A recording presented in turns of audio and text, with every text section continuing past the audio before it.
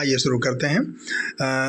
भारत के भूगोल का दूसरा भाग जो है उसमें अवशेष नंबर पहला में आप लोगों को यहाँ तक बता दिया गया था कि दक्षिण के पठार में जो महाराष्ट्र पठार का हिस्सा पड़ते हैं उसमें ये 5 भाग पड़ते हैं। अजंता की पहाड़ियाँ, गोदावरी की घाटी, अहमदनगर बालाघाट का पठार, भीमा बेसिन और महादेव की का पठार। और इसमें इन श्रेणियों का जो ये लिखा हुआ है 3 प्रमुख श्रेणियाँ हैं, बालाघाट का श्रेणी, हरिश्चंद्र और सतमाला। ठीक है, ओके। तो इसको हमने कैसे क्रम से लगाते हैं इसको मैंने बता दिया था। साथ ही साथ मैंने ये भी शायद बताया आप लोगों के उत्तर से दक्षिण को कैसे मिलाते हैं, इसको भी मैंने इसके पहले की वीडियो में बता दिया है कि गविलगढ़ की पहाड़ी जो महाराष्ट्र और मध्य प्रदेश के बॉर्डर पर पड़ती है, वहाँ से लेकर फिर उसके नीचे उसके आओ तो पैरेलल हिस्से में देखा जाए तो अक्षांश श्रेणी में फिर दूसरा आ जाएगा सतमाला की श्रेणी, फिर उसके नीचे हरिश्चंद्र की श्रेणी और फिर बालाघाट। इसके बाद इस वीडियो में आप लोगों की शुरुआत यहाँ से होगी, महानदी बेसिन। इसको आप लोगों को वीडियो में मिलेगा तो भारत का भूगोल 2 का अवशेष नंबर 2। ठीक है, तो महानदी बेसिन को पढ़ते हैं। महानदी बेसिन छत्तीसगढ़ का मैदान भी कहा जाता है। महानदी बेसिन की प्रमुख सहायक नदियां हैं शिवनाथ, मांड और हसदो। ये 3 प्रमुख सहायक नदियां हैं।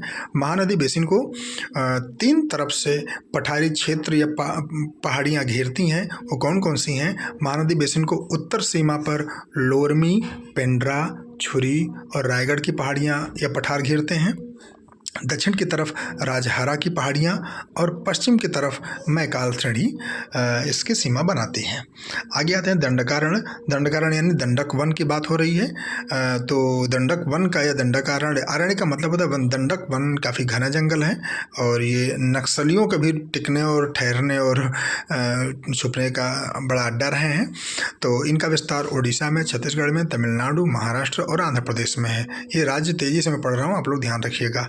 दंडकारण्य पे 2 प्रश्न बहुत महत्वपूर्ण हैं जो बन सकते हैं और शायद बनाए भी गए हैं कि ये यहाँ पर इसका विस्तार है, इस जगह पर इसका विस्तार है, इस जगह पर। और इसमें 2 विशेषकर पठार हैं, कालाहांडी का पठार और मल्कानगिरी का पठार। ठीक है, ये 2 पठार आपके दंडकारण्य में पाए जाते हैं, तो नोट रखिएगा। आगे है कर्नाटक की बात करते हैं हम। तो आपका जो कर्नाटक का पठार है, कर्नाटक का पठार केरल और कर्नाटक में इसका विस्तार है। यहाँ आप ले सकते हैं कि जो ये आपका है, ये आप यहाँ पर जो है कर्नाटक का पठार के विस्तार है। और यहाँ से इसके उत्तरी भाग से जो है, इधर थोड़ा और ऊपर चले जाइएगा, उत्तरी भाग से जो है कृष्णा और तुंगभद्रा नदी निकलती है। इसका दक्षिणी भाग से कावेरी नदी निकलती है। बाबा बुदन की जो पहाड़ियाँ यहीं पर विस्तृत है और बाबा बुदन की पहाड़ियों में वहाँ पर लाल मिट्टी पाई जाती है, लाल और लेटराइट मिट्टी पाई जाती है। वहाँ अगर आप दिन भर पैदल घूम लेंगे तो आपका पैर लाल लाल की स्थिति में दिखाई देगा, धूल इतना लट जाती है इसमें। तो बाबा बुदन की पहाड़ियों का सर्वोच्च शिखर है ये आप देख लीजिएगा, ये देख सकते हैं कि मुल्यानगिरी जो है ये बाबा बुदन की पहाड़ियों का सर्वोच्च शिखर है। और दूसरा सर्वोच्च शिखर इसका है कि कुद्रेमुख। ठीक, आगे बढ़िएगा कि पश्चिमी घाट और पूर्वी घाट को पढ़ लेते हैं। तो इसमें पश्चिमी घाट को पहले पढ़ लीजिएगा। पश्चिमी घाट 6 राज्यों में इसका विस्तार है। और 6 राज्य कौन कौन से हैं? गुजरात, महाराष्ट्र, गोवा, कर्नाटक और तमिलनाडु। ठीक है, हाँ, गुजरात, महाराष्ट्र, गोवा, कर्नाटक, तमिलनाडु और केरल। ठीक है, आगे है फिर देश की दूसरी सबसे ऊंची जो है ये श्रेणी है, वो सबसे लंबी श्रेणी है, क्योंकि पहले नंबर पर आप लोगों की श्रेणी जो है आपकी हिमालय। चलिए आगे देखते हैं इसका निर्माण। तो पश्चिमी घाट का निर्माण लावा और बेसाल्ट से हुआ है, अर्थात आग्नेय शैलों के चट्टानों से ज़्यादातर हुआ है। और ये जो है कोकण का भाग, वैसे अगर पढ़ते हैं तो पश्चिमी घाट को संपूर्ण रूप से सह्याद्री कहा जाता है, लेकिन अक्सर किताबों में भी मिल जाया करता है कि इसको उत्तरी सह्याद्री और दक्षिणी सह्याद्री के नाम से भी जाना जाता है। वैसे अगर इसको पढ़ेंगे तो ये लीजिए, आपको मैं छोटा सा डेमो के रूप में बना दे रहा हूँ, आप लोग इस बात को समझ लीजिए कि ये आप लोगों के लिए है। ये थोड़ा जानना आप लोगों के ज़रूरी है, इसलिए बना दे रहा हूँ कि ये लीजिए, मैं आप लोगों के लिए, ये भारत का मैप आपका बन गया। इसमें यहाँ से पढ़ेंगे तो इधर वाले को पढ़ेंगे गोवा तक कोंकण तट, और गोवा के आगे पढ़ेंगे मालाबार तट। वैसे इधर कोंकण तट और मालाबार तट दोनों को संयुक्त रूप से बोल देते हैं हम पश्चिमी घाट, और पश्चिमी घाट के साथ साथ में इसको संयुक्त रूप से बोला जाता है सह्याद्री। इसी सह्याद्री में उत्तर वाले को यहाँ से लेकर गोवा तक, यानी गुजरात से लेकर गोवा तक बोला जाता है पूर्वी उत्तरी सह्याद्री, और गोवा से लेकर केरला के मध्य तक बोला जाता है दक्षिणी सह्याद्री। परंतु अब इस डिवीज़न में पढ़ना होगा तब इस प्रकार पढ़ेंगे। तो आइए बताते हैं आप लोगों को। तो कोंकण के भाग को सह्याद्री या उत्तरी सह्याद्री कहते हैं, ठीक। इसमें गलत लिखा हुआ है, उत्तरी सह्याद्री बोला जाता है। इसका सर्वोच्च शिखर देखिए, उत्तरी सह्याद्री का सर्वोच्च शिखर कलसुबाई है 1646 मीटर, और दक्षिणी सह्याद्री जो गोवा से नीचे शुरू होता है उसका सर्वोच्च शिखर कुद्रेमुख है, ठीक है। ये आप पढ़ सकते हैं, परंतु यहाँ परंतु लग रहा है ये आप पढ़ सकते हैं ये पोर्शन, परंतु यहाँ परंतु मैं आप लोगों को इसलिए कहने जा रहा हूँ क्योंकि जाना पड़ेगा संपूर्ण। देखिए ये अगर संपूर्ण आप पढ़ते हैं तो संपूर्ण का या संपूर्ण पश्चिमी घाट का जो सर्वोच्च शिखर है तब वो अन्नामलाई में अनायमुडी ही कहा जाएगा, क्योंकि अनायमुडी दक्षिण भारत या फिर कहेंगे कि ये प्रायद्वीपीय भारत का सर्वोच्च शिखर होने के साथ साथ में पश्चिमी घाट का भी सर्वोच्च शिखर है, क्योंकि पश्चिमी घाट का ही दक्षिणी विस्तार में ही आपका आता है अनायमुडी और अन्नामलाई ना, इसीलिए, ठीक। तो पश्चिमी घाट का सर्वोच्च शिखर अन्नामलाई भी कहा जा सकेगा, और उसको जब उत्तरी सह्याद्री और दक्षिणी सह्याद्री पढ़ते हैं तब उसके सर्वोच्च शिखर अलग अलग होते हैं, ठीक। चलिए आगे देखते हैं। अब आगे पढ़ जाते हैं कि नीलगिरी की पहाड़ियाँ पढ़ लेते हैं। नीलगिरी की पहाड़ियाँ तमिलनाडु में स्थित हैं। ये एक ग्रंथि और गांठ के रूप में है। पूर्वी पश्चिमी घाट यहाँ पर मिलते हैं, और इसका सर्वोच्च शिखर दोद्दा बेटा है। ध्यान दीजिएगा, नीलगिरी पहाड़ियों का सर्वोच्च शिखर दोद्दा बेटा है। दोद्दा बेटा की ऊंचाई 2637 मीटर है, और ये दक्षिण भारत का दूसरा सर्वोच्च शिखर है, ठीक। दक्षिण भारत का जो है या प्रायद्वीपीय भारत बोला जाए या दक्षिण भारत बोला जाए, इसका सर्वोच्च शिखर है अनायमुडी। अनायमुडी 2694 मीटर की ऊंचाई पर है। ये अन्नामलाई पहाड़ियों में स्थित है। आगे पढ़ते हैं। कोडाई कनाल एक हिल स्टेशन है। ये पलानी की पहाड़ियों में स्थित है जो कि तमिलनाडु में है, और ये पश्चिमी घाट का ही विस्तार है। आगे एक बिंदु और है, सेनाकोटा दर्रा।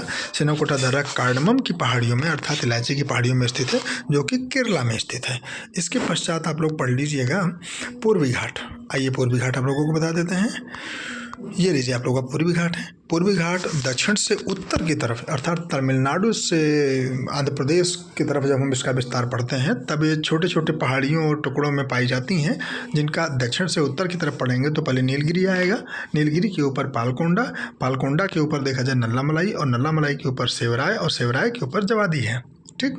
फिर तमिलनाडु का एक हिल स्टेशन है, यारकाड हिल स्टेशन तमिलनाडु का है। ये सेवराय की पहाड़ियों में ही स्थित है, बहुत इंपॉर्टेंट है, ठीक। इसके बाद आगे पढ़ते हैं सर्वोच्च चोटी। तो पूर्वी घाट की सर्वोच्च चोटी विशाखापट्टनम है, 1680 मीटर की ऊंचाई पर है। दक्षिणी भाग इसका पालकोंडा श्रेणी है, अर्थात जब ये आप पश्चिमी घाट पढ़ेंगे, ये आप लोग जब पश्चिमी घाट इसको पढ़ते हैं, ये पश्चिमी घाट, ये आपका पश्चिमी घाट जो है, ये आपका पश्चिमी घाट जब है तो इसका दक्षिणी जो श्रेणी है वो आपकी कौन सी है, पालकोंडा श्रेणी है। फिर अब आप लोग इसमें एक बिंदु और जान लीजिएगा, इसी पूर्वी घाट में, पूर्वी घाट का एक बिंदु और है, मेलागिरी श्रेणी है एक। ये कावेरी और पेन्नार नदियों के बीच में स्थित है, अर्थात इसी मेलागिरी श्रेणी के एक तरफ से कावेरी और एक तरफ से पेन्नार नदियाँ प्रवाहित होती हैं, ठीक। चलिए इसके पश्चात आप लोगों को दिया जा रहा है दूसरा टॉपिक नहीं है, इसलिए उत्तरी मैदान को पढ़ लेते हैं, ठीक। तो उत्तर का जो मैदान है, जो बिहार, वेस्ट बंगाल, हरियाणा, उत्तर प्रदेश और पंजाब तक, राजस्थान के कुछ हिस्से तक इसका जो विस्तार है उत्तरी मैदान, ये पूर्व से पश्चिम की ओर चौड़ा है, अर्थात पूर्व में जो है पूर्व में इसकी चौड़ाई जितनी है, अर्थात बिहार में और वेस्ट बंगाल में और उत्तर प्रदेश के पूर्वांचल में, उसकी तुलना में हरियाणा, पंजाब और राजस्थान बेल्ट में देखा जाए तो इस मैदान की चौड़ाई ज़्यादा है। यानी ऊंचाइयों की दृष्टि से इस मैदान का विवरण हम 7 हिस्सों में लेके पढ़ते हैं, और 7 हिस्से जो होंगे भाबर का प्रदेश, तराई का प्रदेश। ध्यान दीजिएगा, उत्तर के मैदान को उच्चावच की श्रेणी में 7 हिस्सों में पढ़ेंगे, और 7 हिस्से आपके ये होते हैं। इसको आप हटा दीजिए, ये हो गया ना। अब आपका उत्तर का मैदान ऐसे हम इसको बना देते हैं, ये है, ऐसे है। इधर आपका हिमालय है, और ये आपका ये पठार ऐसे होते हुए ये ऐसे उत्तर का मैदान ऐसे विस्तृत है ऐसे, ठीक है। चलो, अभी उत्तर का मैदान हो गया, ये हो गया यूपी, ये हो गया बिहार, ये हो गया वेस्ट बंगाल, ओके। ये आपका हो गया हरियाणा, ये इधर आपका हो गया पंजाब, और ये पोर्शन हो गया राजस्थान, ठीक है। ये पोर्शंस का डिवीज़न हो गया। आइए इसको अभी हम गायब करते हैं। तो अब इसको 7 हिस्सों में के पढ़ेंगे। भाबर का प्रदेश, तराई का प्रदेश, कांप प्रदेश, रेह, भूड़, शंकु अथवा अंतः शंकु और डेल्टा। तो पहले भाबर प्रदेश पढ़ते हैं। ये जो भाबर प्रदेश है, ये वस्तुतः है क्या, ये लीजिए, आप लोग जान लीजिएगा कि भाबर प्रदेश किसे कहते हैं। भाबर प्रदेश इसे कहते हैं, ये लीजिए, आप जान लीजिएगा भाबर प्रदेश किसे कहते हैं। ये जो किनारे हैं ना, ये जो शिवालिक श्रेणी फैली हुई है, शिवालिक श्रेणी के जस्ट किनारे से उसके गिरिपदीय क्षेत्रों में फैला हुआ क्षेत्र है, जिसे बोल देते हैं भाबर का प्रदेश। तो ये देखिए, भाबर प्रदेश लिखा हुआ है। शिवालिक के गिरिपद में समानांतर स्थिति में उसके 8 से 10 किलोमीटर की चौड़ाई में सिंधु नदी से लेकर के तीस्ता नदी तक। तो सिंधु नदी तो आप लोग जानते होंगे, ये इधर और जाएंगे जम्मू कश्मीर तक चले जाइएगा, उधर से लेकर के सिंधु नदी नहीं है, उसकी सहायक नदियाँ जो सतलज और रावी झील में, वहाँ से लेकर के, और यहाँ पर इस जगह पर ऐसे तीस्ता निकलती है, इस जगह ऐसे तीस्ता निकलती है। तो यहाँ से लेकर यहाँ तक ये जो किनारा फैला हुआ है, ये जो पोर्शन, ये जो मैं डॉट कर रहा हूँ किनारे किनारे, ठीक है, यही पोर्शन भाबर का प्रदेश है, ठीक। तो भाबर के प्रदेश में 8-10 किलोमीटर की चौड़ाई में शिवालिक के गिर पद क्षेत्र में इसका विस्तार है, सिंधु नदी से लेकर के तीस्ता नदी के तट तक। इसे शिवालिक का जलोढ़ पंख भी कहा जाता है। नदियों द्वारा लाकर जमाए गए पत्थर, कंकड़ और बजरी, ध्यान दीजिएगा, महत्वपूर्ण ये है कि पत्थर, कंकड़ और बजरी, ये आपका हो गया, 2 सेकंड आप लोग, ये मिटाना भी पड़ेगा, ये बस इतना आपका रहे। हाँ, अब ध्यान दीजिएगा, ये आप लोगों के लिए महत्वपूर्ण है कि ये जो पत्थर, कंकड़ और बजरी से निर्मित है ये मैदान, ठीक, भाबर का प्रदेश। चलिए, यहाँ छोटी छोटी नदियाँ आती हैं हिमालय से, जो कि यहीं पर भूमिगत हो जाती हैं, अंदर विलीन हो जाया करती हैं। ये मैदान जो है खेती के लिए, कृषि के लिए अनुपयोगी है। फिर आगे इसके बाद आता है तराई का प्रदेश। भाबर प्रदेश के समानांतर अर्थात पैरेलल 10 से 20 किलोमीटर की चौड़ाई में इसका विस्तार है। भाबर की जो भूमिगत नदियाँ हैं वो इस तराई क्षेत्र में निकल आती हैं बाहर और बहती हैं, और ये श्रावस्ती में और बहराइच जिलों और बलरामपुर जिलों में अक्सर इनको जो है वो कूला बोला जाता है ना, कूला नदियाँ को जो निकल आती हैं उनको कूला बोला जाता है। तराई प्रदेश की बात करते हैं। निम्न समतल व दलदल युक्त ये मैदान है, और इसका निर्माण बारीक कण, देखो इसमें उसमें अंतर क्या है, इसको थोड़ा ध्यान दीजिएगा कि ये बारीक कण से, पत्थर से, रेत से और चिकनी मिट्टी से निर्मित है, ठीक। आगे बढ़ते हैं। कांप का प्रदेश किसे बोलते हैं, इसको मेनली मुख्य जलीय मैदान बोला जाता है, जलोढ़ मैदान बोलते हैं। और कांप मतलब वो जो नदियों के बहाव और तलछट जमा करने से मैदान बना हुआ है। इसको 2 हिस्सों में बांट लेते हैं, बांगर की मृदा और खादर की मृदा। तो बांगर की मृदा क्या होगा, ऊंचा भाग जहां बाढ़ का पानी नहीं पहुंचता उसे बोलते हैं बांगर मृदा, और ये कंकड़ के रूप में चूना से, चूने वाली मिट्टी से, चूने की चट्टान से, उसके संग्रंथों की अधिकता से बने हुए हैं, खेती के लिए उपयोगी नहीं होते हैं। लेकिन जो खादर का मैदान होती है, ये खादर की मिट्टी होती है, ये वो क्षेत्र होता है जहाँ पर बाढ़ का पानी अक्सर पहुँचता रहता है और इसे कछारी मृदा भी कहते हैं। नवीन जलोढ़ मिट्टी भी इसे बोलते हैं। ये बालू और कंकड़ से युक्त होता है और खेती के लिए उपयोगी होता है। ठीक, आगे हैं रेह किसे बोलते हैं। बांगर मिट्टी जहाँ ज़्यादा सिंचाई पा जाती है और पानी अक्सर पूरी तरह से साल भर में सोखने नहीं पाता, तो पानी के ज़्यादा जमा होने की वजह से ये नमकीन और खारी मृदा के रूप में बन जाती है। ठीक है, ये नमकीन और सफ़ेद होता है, तो ये जो खारी मृदा फैली होती है उसे रेह या कल्लर बोलते हैं। हम लोगों की माताजी जब हम लोग छोटे थे उस वक्त जब सूप में कुछ अनाज लेकर सफाई की जाती थी तो जो सफ़ेद सफ़ेद कंकड़ रूप में मिलते थे उन्हीं को बोला जाता था कि ये देखो कल्लर है, कल्लर उसी को बोला जाता है। पश्चिमी उत्तर प्रदेश और हरियाणा के शुष्क भागों में रेह जैसे मृदा का विस्तार है। फिर भूड़ किसे कहते हैं, आइए भूड़ जान लीजिएगा। बांगर मृदा ही की ऊपरी परत जब हट जाती है तो कंकड़ीली ऊंची भूमि दिखाई देती है जिसको कि भूड़ कहते हैं। और भूड़ एक तरह से बालू के मोटे मोटे कणों का ढेर होता है। ये उत्तर प्रदेश के बिजनौर में, ये देखिए महत्वपूर्ण ये चीज़ है आप लोगों के लिए कि ये ले लीजिएगा, ये बिजनौर और मुरादाबाद में भूड़ जैसे ही मृदा का विस्तार काफ़ी ज़्यादा पाया जाता है। ठीक है, चलिए आगे देखते हैं। शंकु और अंधा शंकु क्या होता है, ये नदियों के निक्षेप होते हैं। डेल्टा क्या होता है, गंगा का डेल्टा राजमहल की पहाड़ियों से वैसे बनना शुरू हो जाता है, सुंदरवन के किनारे तक जाता है। 430 किलोमीटर की इसकी लंबाई होती है और 480 किलोमीटर इसकी चौड़ाई है। लेकिन मुख्य रूप से डेल्टा का हिस्सा गंगा के मुहाने पे ही पड़ते समझते हैं। ठीक, लेकिन डेल्टा का रूप ये सब लेने लगते हैं जहाँ से इसमें बताया गया। कुछ इंपॉर्टेंट नोट्स जान लीजिएगा। सतलज यमुना विभाजक के रूप में पंजाब हरियाणा का मैदान ही है।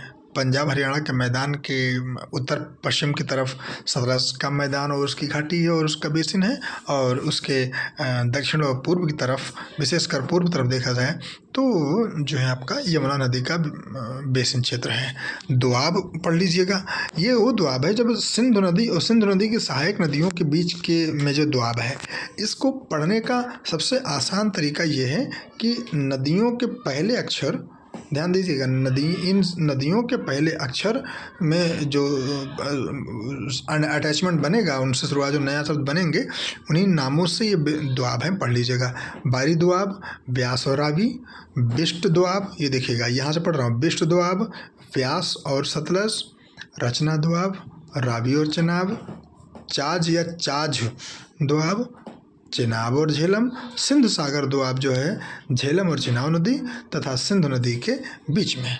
तो इसको थोड़ा तेज़ी से मैं बोल दिया हूँ, आप लोग इसको पढ़ लीजिएगा, समझ लीजिएगा।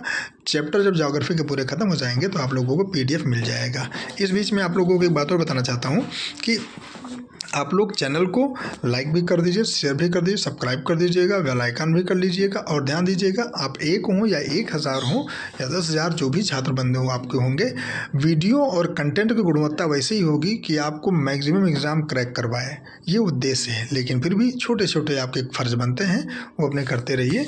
ठीक है, वीडियो के लाभ तो लीजिए ही, लेकिन व्यूज़ और बेल आइकन ज़रूर कर दीजिएगा। और ज़रूरी और अव्वल दर्जे के वीडियोज़ आपको लगते हैं तो इसको ज़रूर अपने भाइयों बहनों मित्रों सखाओं तक आप लोग इसको पहुंचाइए। ठीक है, अरावली श्रेणी जो है पश्चिम में विस्तृत राजस्थान के मैदान में मिलने वाली, एक मिनट, अरावली श्रेणी के पश्चिम में जो मैदान राजस्थान का विस्तृत है, जिसको कि हम जैसलमेर, एक मिनट इसको हटा देते हैं, जो कि जैसलमेर और अजमेर, ये जो क्षेत्र में जो मैदान फैला हुआ है वहाँ पर नीस शिस्ट और ग्रेनाइट नाम की चट्टानें पाई गई हैं, जो कि हमारे प्रायद्वीपीय पठार में भी ये चट्टानें पाई जाती हैं। इसीलिए सत्यापित होता है कि अरावली के पश्चिम में भी जो राजस्थान का हिस्सा जो विस्तृत है वो वस्तुतः प्रायद्वीपीय पठार का ही विस्तार है। गंगा के मैदान को पढ़ते हैं। इसका निर्माण अग्रगर्त में हुआ है। अग्रगर्त का मतलब होता है एक ऐसी खाई या निचला हिस्सा जिसमें कि उसके आसपास के ऊंचले उठे क्षेत्रों से नदियां बह बह के जाती हैं और उसमें मलबा और सिल्ट और गाद जमा करती हैं। तो गंगा के मैदान का निर्माण अग्रगर्त में हुआ है। गंगा और उनकी सहायक नदियों के द्वारा। अब आते हैं बील किसे कहते हैं। बील इस गंगा के मैदान में नदियों का वो हिस्सा पुराना जो कि छूट जाता है, और फिर उसमें पानी भरा रहता है, उसे बील कहते हैं। और यही चीज़ ध्यान दीजिएगा, बील क्या होता है। देखो नदी बहती जा रही है, देखो ऐसे नदी बह रही है, देखो ऐसे बह रही है, राइट, नदी बह रही है। ये आप लोगों के लिए मैं बहुत आसानी से बना के समझा दे रहा हूँ। ओके, बह रही है। अब यही नदी अगर मैं ये ऐसा मोड़ ले ली, ये देखो ये बह गई। अब ये पोर्शन छूट गया, ये पोर्शन आप लोगों के लिए, ये पोर्शन आप लोगों के छूट गया, ये पोर्शन ये छूट गया। नदी ऐसे बह रही है, ये देखो नदी तो आपकी ऐसे बह रही है। अब ये पोर्शन छूट गया। ओके, तो ये पोर्शन, ये जो पोर्शन होगा, ये पोर्शन आपका जो है ये कहलाएगा बील। ये पोर्शन, ये वाला जो है बील। तो बील का आकार अगर ये रूप में है, ध्यान दीजिएगा, बता दे रहे हैं आप लोगों को कि अगर आपका ऐसे से फैले हुए हैं, छूट गए हैं, तो ये बील है। लेकिन जब वो ऐसे आकार लिए हुए हैं, ऐसे, तो उसको गोखुर झील बोलते हैं। ये तो बील हो गया और ये गोखुर झील हो गया। ठीक, तो आप समझ लीजिएगा, बाकी इसमें पढ़ लीजिएगा आप लोग। आगे पढ़ते हैं। इस मैदान को विशेषकर हम 3 भागों में बांट के रख पाते हैं। ऊपरी गंगा का मैदान, मध्य गंगा का मैदान और निम्न गंगा का मैदान। ऊपरी गंगा का मैदान मुख्य रूप से पश्चिमी उत्तर प्रदेश में है, और यहाँ मुख्य रूप से यमुना, गंगा, शारदा, गोमती, घाघरा, ये ऊपरी गंगा मैदान की प्रमुख नदियाँ हैं, और ये गंगा की प्रमुख सहायक नदियाँ हैं। ठीक है, आगे ऊपरी गंगा मैदान के बारे में थोड़ा सा और जान ले लीजिएगा।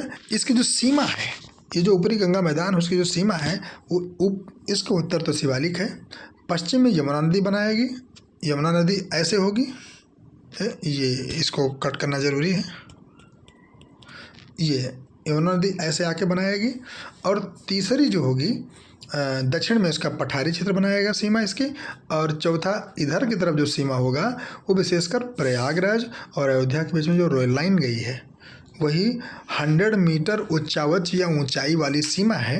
वो सीमा जो है इसकी उत्तरी गंगा मैदान की मध्य गंगा मैदान के बीच की सीमा बनाती है। ठीक है, अब मध्य गंगा मैदान समझ लीजिएगा, इसकी सीमा अयोध्या प्रयागराज रेल लाइन से निर्धारित होती है। यह मैदान यानी मध्य गंगा मैदान नदियों के प्रवाह से काफ़ी प्रभावित और कटा छटा है। विशेषकर उत्तरी उत्तर प्रदेश और उत्तरी बिहार क्षेत्र की जो नदियां प्रवाहित होकर आती हैं, अक्सर बाढ़ में इस मैदान को काफ़ी काटी छाटी हैं, तो उससे प्रभावित है। और यहाँ अधिकतर आपको जो है खादर मृदा पाई जाती है, और ये काफ़ी उपयोगी और उपजाऊ मृदा होती है, और ये काफ़ी उपजाऊ है। धनुषाकार में इसका विकास है, और गोखुर झीलें यहाँ ज़्यादा पाई जाती हैं मध्य गंगा मैदान में। तीसरा आप लोगों के लिए है ये निम्न गंगा मैदान। निम्न गंगा मैदान के बारे में पढ़ेंगे तो ये पुरुलिया जिला अगर छोड़ दीजिए वेस्ट बंगाल का, तो वेस्ट बंगाल का बाकी सारा पोर्शन आपका जो है वेस्ट बंगाल का, वो इसी में आ रहा है, अर्थात निम्न गंगा मैदान में आ रहा है। इसमें दलदल का विस्तार ज़्यादा है। अब आप लोग एक चीज़ और बताते हैं, 2 सेकेंड।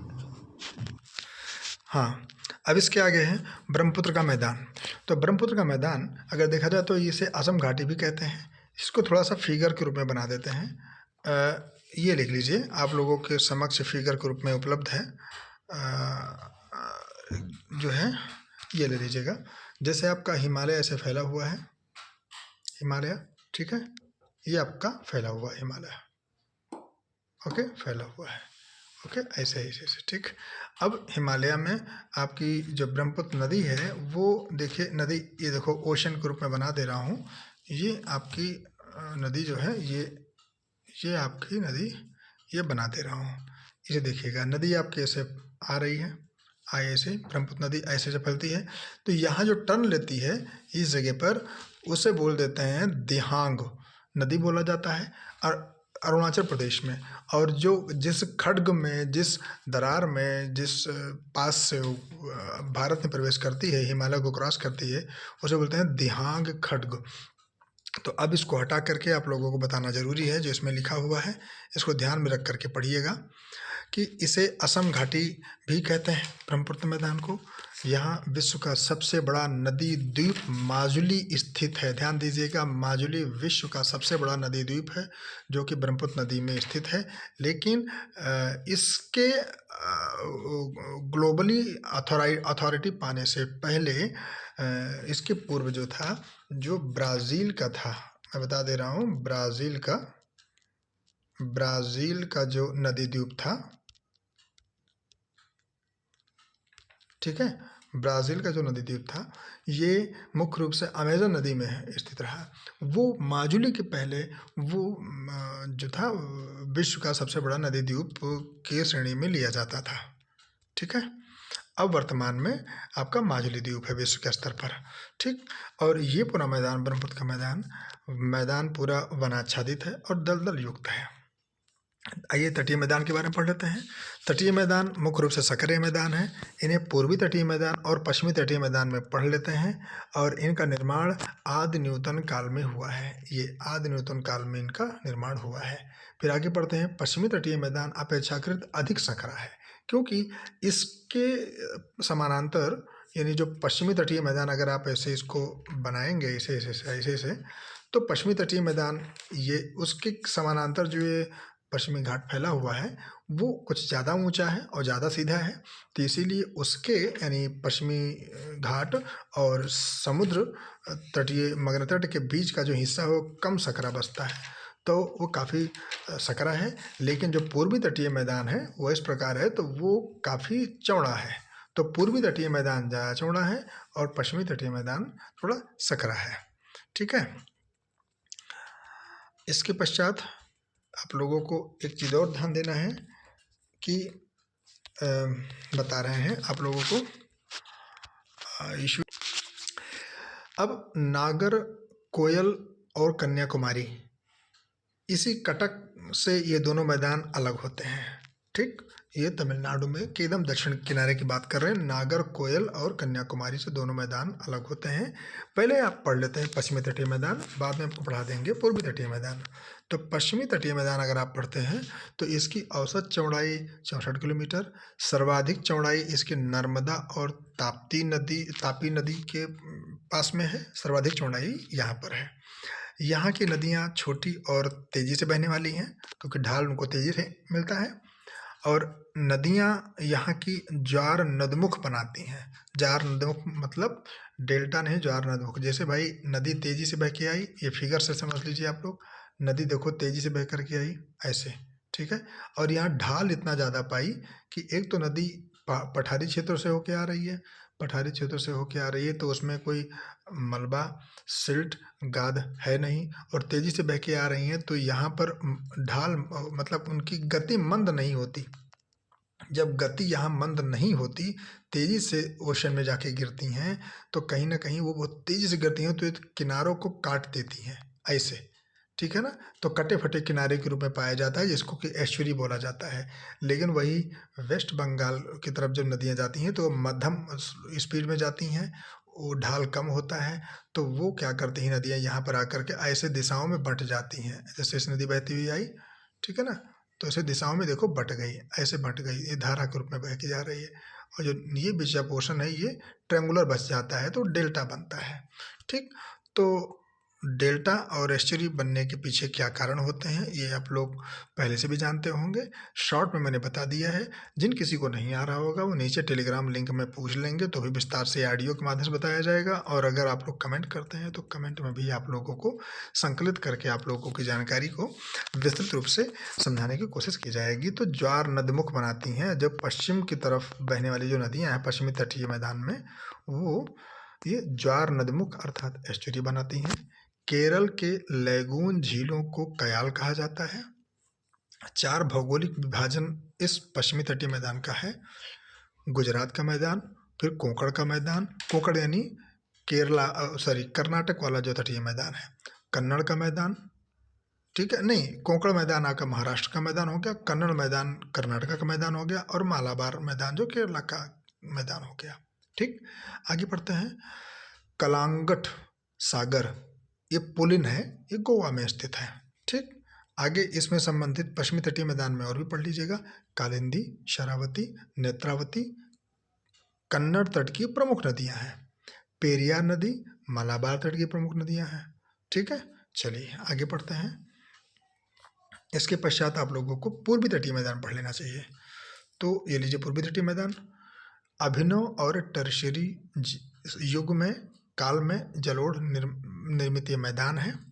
ठीक है, इसके साथ ही साथ यद्यपि यह मैदान पश्चिमी तटीय मैदान की अपेक्षा अधिक चौड़ा है, लेकिन यानी तथापि खाड़ी के मग्न तट यानी बंगाल की खाड़ी के मग्न तट अरब की खाड़ी के मग्न तट की तुलना में संकरे हैं। ये ध्यान रखिएगा। ये कथन और कारण या कई कथनों में प्रश्न जब बनता है तो इसे बनाया जा सकता है। एडम ब्रिज या आदम ब्रिज जो कि सागर तल से लगभग 4 मीटर गहरा है। ठीक, वो जब वहाँ आप बोट से शिप से जाते हैं तो काफ़ी देर तक ऑब्जर्व करेंगे तो वहाँ दिखता है, अदरवाइज सैटेलाइट से और स्पेस से काफ़ी साफ साफ दिखता है। आगे एडम ब्रिज आप जानते हैं, जो प्राचीन रूप से जो भगवान राम, ऐसा माना जाता है कि भगवान राम जी जब लंका गए थे तो वो पुल निर्मित किया गया था, वही है। अब ये पढ़ लेते हैं कि ये आपका जो पूर्वी मैदान है, इसको मुख्य रूप से 3 भागों में बैठ के पढ़ेंगे हम। इसके 3 भाग हैं, उत्कल यानी ओडिशा का तट, काकीनाडा आंध्र प्रदेश का तट, और तीसरा आपका है कोरोमंडल तट अर्थात तमिलनाडु का तट। खारे पानी की देश की सबसे बड़ी झील चिल्का झील है, जो कि लैगून झील है। लैगून झील क्या होता है, फिगर से आप लोग समझ लीजिएगा। जैसे ये तटीय क्षेत्र फैला हुआ है, ठीक है, ये देखो तटीय क्षेत्र फैला हुआ है, ठीक है, ये सागर है। यहाँ पर जब रेत और गाद की चीज़ें फैल जाती हैं ऐसे ही ऐसे, तो ये जो हिस्सा है, ये जो बीच का हिस्सा है वो मुख्य समुद्र तट से, ये जो बीच का हिस्सा है ये पोर्शन, ये मुख्य समुद्र तट से कट जाता है और ये एक तरह से झील का आकार ले लेता है। इसमें बहुत सी नदियाँ आकर के इसमें गिरने लगती हैं ऐसे, ठीक है। तो इसीलिए इसको जो है क्या नाम, लैगून झील कहा जाता है। लैगून झील बनने का इसी का प्रमुख कारण होता है। और 2 सेकंड, आप लोगों को विस्तार से सब बताया जाने वाला है। चलिए, ये हो गया, यानी लैगून झील है ये खारे पानी की देश की सबसे बड़ी झील है। फिर आगे बढ़ लेते हैं। यहाँ पर अर्थात विशाखापत्तनम जो बंदरगाह है वो प्राकृतिक बंदरगाह है और ये डॉल्फिन नाम की चट्टान या पहाड़ी से सुरक्षित है। ये प्रश्न पूछा जा चुका है। आगे आप लोग बता देते हैं हम। द्वीप समूह पढ़ लीजिएगा। भारत में लगभग 1300 से ज़्यादा द्वीप हैं। अरब सागर के द्वीप जो हैं ये बड़े विशाल भूखंड के अवशिष्ट भाग हैं, ठीक है। ये कई स्रोतों से प्रमाणित हो गया है, सत्यापित भी हो गया है, जियोग्राफिकल और जियोलॉजिकल सर्वे से भी प्रभावित हो गया है, सेटेलाइट से भी साबित हुआ है और ऐतिहासिक भौगोलिक इतिहास के साक्ष्यों से भी प्रमाणित हो चुका है ये। और मुख्यतः ये अरब सागर के जो द्वीप हैं ये प्रवाल भित्तियों से बने हैं, ये प्रवाल भित्ति से बने हैं। बंगाल खाड़ी के जो द्वीप हैं वो अराकान योमा जो श्रेणी है, जब आप भारत और म्यांमार के बीच हिमालय का सदर्न टर्न जो है जो सीमा बनाता है उसी का बढ़ा हुआ और निमज्जित बंगाल खाड़ी में निमज्जित अंश है। बंगाल खाड़ी के जो द्वीप हैं, कौन से द्वीप हैं, अंडमान निकोबार द्वीप समूह, ठीक है। आगे बढ़िएगा। अंडमान निकोबार द्वीप समूह देश के सबसे बड़े द्वीप समूह हैं। इनमें 800 से भी ज़्यादा द्वीप हैं।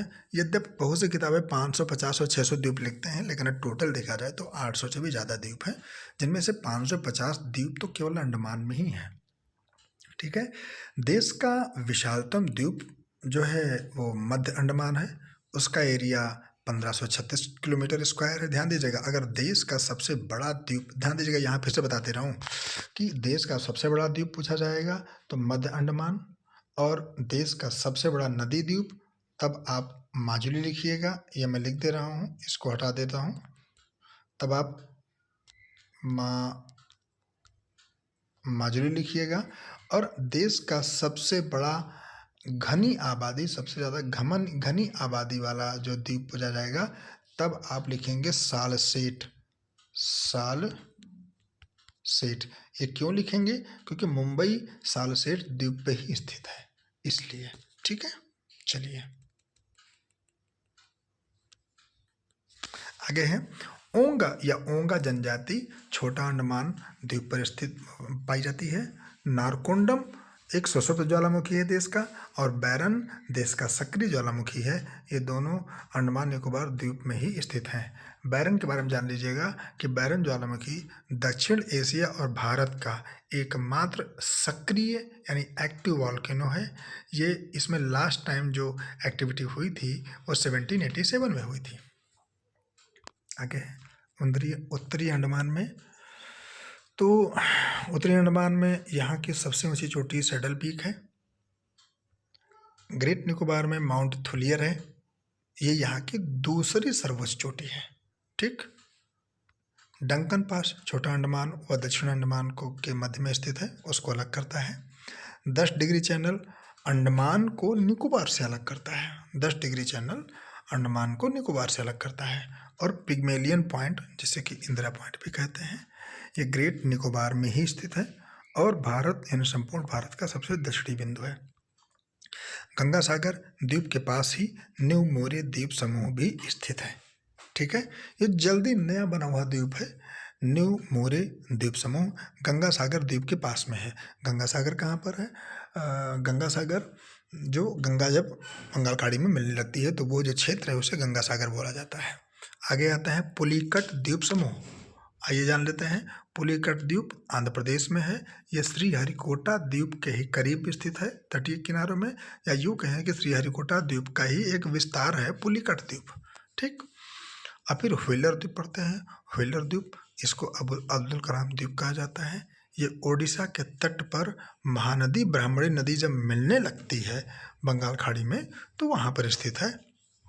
तो व्हीलर द्वीप और श्रीहरिकोटा द्वीप, दोनों द्वीपों से भारत का लॉन्च पैड यहाँ स्थापित है। वहाँ से सैटेलाइट और प्रक्षेपास्त्र लॉन्च किए जाते हैं। लैंडफॉक द्वीप, ये अंडमान निकोबार द्वीप का सबसे उत्तरी द्वीप है, लैंडफॉक। फिर लक्षद्वीप समूह, ये अरब सागर में मैं पढ़ रहा हूँ। लक्षद्वीप समूह 36 द्वीप हैं इसमें। 1973 में इसको आधिकारिक रूप से लक्षद्वीप नाम दिया गया। उसके पहले इसको कई नामों से, लकाद्वीप, मिनिकॉय द्वीप या अमीनो द्वीप नामों से भी जाना जाता था, बट आधिकारिक रूप से लक्षद्वीप समूह इसका 1973 में नाम दिया गया। ठीक। अब पढ़ लीजिएगा, लक्षद्वीप से संबंधित कुछ चीज़ें हैं। लक्षद्वीप में से सबसे बड़ा द्वीप है, ये इम्पोर्टेंट है, एंडरॉथ। ये एंडरॉथ लक्षद्वीप का सबसे बड़ा द्वीप है। और लक्षद्वीप की राजधानी कवरत्ती है। कवस्ती द्वीप पर स्थित है। फिर मिनिकॉय जो द्वीप है, ये मिनिकॉय जो द्वीप लक्षद्वीप का सबसे बड़ा द्वीप है। नहीं, सबसे बड़ा नहीं है, सबसे दक्षिणी द्वीप है। ठीक। और ये जो है 8 डिग्री चैनल से तो मालदीव देश से अलग होता है, लेकिन 9 डिग्री चैनल से, माफ़ कीजिएगा, 9 डिग्री चैनल से बाकी लक्षद्वीप से अलग होता है। यानी लक्षद्वीप के बाकी हिस्सों से ये जो मिनिकॉय द्वीप है ये 9 डिग्री चैनल से अलग होता है, और मालदीव जैसे देश से, पड़ोसी देश से 8 डिग्री चैनल से अलग होता है। वेलिंगटन द्वीप बहुत जल्दी खत्म होने वाला है। वेलिंगटन द्वीप पढ़ लेते हैं। ये द्वीप कोच्चि शहर के पास में स्थित है और कोच्चि शहर का भाग है। ड्यू द्वीप खंबात की खाड़ी में स्थित है। खदियावेट और अलियावेट द्वीप नर्मदा और ताप्ती नदी के मुहाने पर स्थित है। एलिफेंटा द्वीप, ये गेटवे ऑफ इंडिया से 10 किलोमीटर दूर है, आप लोग जानते होंगे इसको। सालसेट द्वीप, इस पर मुंबई और ठाणे दोनों शहर स्थित हैं महाराष्ट्र में, इसलिए सालसेट द्वीप को देश का सबसे बड़ा, सबसे घनी आबादी वाला, सबसे ज़्यादा आबादी वाला द्वीप भी कहा जाता है। प्रवाल भित्तियाँ जान लेते हैं। तो अंडमान में, यानी अंडमान निकोबार द्वीप समूह और लक्षद्वीप भी है, और मन्नार की खाड़ी आप श्रीलंका और भारत के बीच में जानते ही हैं। मालवन द्वीप क्षेत्र जो महाराष्ट्र के किनारे है तटीय क्षेत्र में, और कच्छ की खाड़ी जो गुजरात में है, इन सब में प्रवाल की भित्तियां पाई जाती हैं। प्रवाल भित्तियों से बने हुए हैं, कभी कुछ हिस्सा ज़्यादा कुछ हिस्सा कम। प्रवाल भित्तियां क्या होती हैं? जो समुद्र में पाए जाने वाले मूंगे के चट्टान होते हैं। मूंगे जब मर जाते हैं, नष्ट हो जाते हैं, तो वे दूसरे चिपक करके उनकी बॉडी जो है प्रवाल यानी चट्टानों का रूप ले लेती हैं। तो इन्हीं से जो भित्तियां और जो चट्टान ऊंचा बनता है उसे बोलते हैं प्रवाल भित्तियां। बस आप लोगों का टॉपिक ये समाप्त हो गया है। और इसके पश्चात आप लोगों का भारत का भूगोल, ये मैं फिर से आप लोगों को ये समझा दे रहा हूँ। ये जो आपका पोर्शन है भारत का भूगोल भाग 2 में से भारत का भौतिक प्रदेश का विभाजन अच्छी तरीके से क्लियर हो गया है। आप लोगों को कुछ नहीं समझ में आया होगा तो इसको जो वीडियो क्रम से है, भाग 1 पूरा देखिए, भाग 2 का पहला पार्ट, भाग 2 का दूसरा पार्ट, भाग 2 का तीसरा पार्ट और भाग 2 के चौथा पार्ट होगा तो चौथा पार्ट आप लोगों को क्रम से देखना होगा, सब समझ में आएगा। जब ज्योग्राफी खत्म हो जाएगा तो आप लोगों को भारत के भूगोल का कंप्लीट पीडीएफ टेलीग्राम ग्रुप में मिलेगा ही। वीडियोस को लाइक शेयर सब्सक्राइब अवश्य कर दीजिए और ज़रूरतमंद छात्रों को जरूर जोड़िए, क्योंकि पीसीएस परीक्षा, समीक्षा अधिकारी 2023 की परीक्षा, पीसीएस 2024 की परीक्षा, संभवतः हाईकोर्ट की आने वाली परीक्षा, लोअर पीसीएस की आने वाली परीक्षा, इन सभी के लिए ये वीडियो लेक्चर बहुत ही महत्वपूर्ण है। ठीक, चलिए, धन्यवाद आप लोगों को।